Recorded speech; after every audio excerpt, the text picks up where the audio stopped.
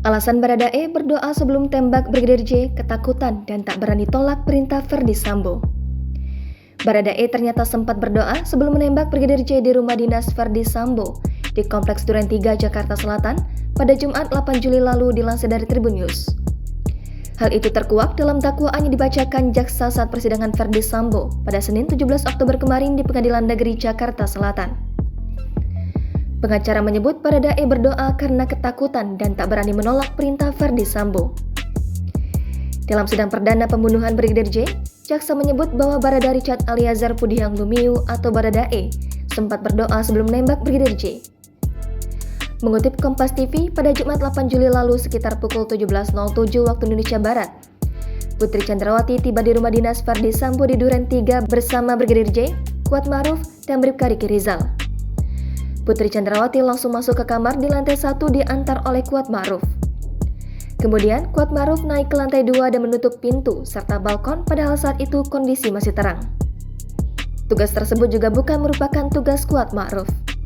Sementara Baradae juga naik ke lantai 2 dan masuk ke kamar ajudan. Baradae kemudian berdoa sebelum mengeksekusi Brigadir J.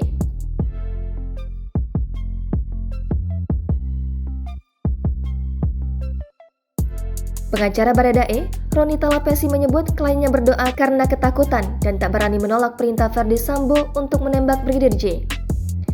Roni menegaskan hal itu juga akan diungkap di persidangan Baradae. Untuk diketahui, Baradae menjalani sidang terpisah dari 4 tersangka pembunuhan Brigadir J lainnya.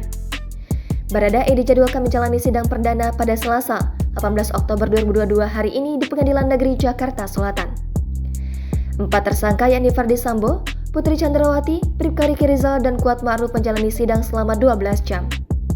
Seluruh terdakwa pun mengajukan eksepsi dalam sidang tersebut. Terdakwa Verdi Sambo dan Putri Chandrawati langsung menyampaikan nota keberatan kepada majelis hakim. Sementara Bribka Riki Rizal dan Kuatmaruf akan menyampaikan nota keberatan pada sidang selanjutnya, yakni Kamis 20 Oktober 2022.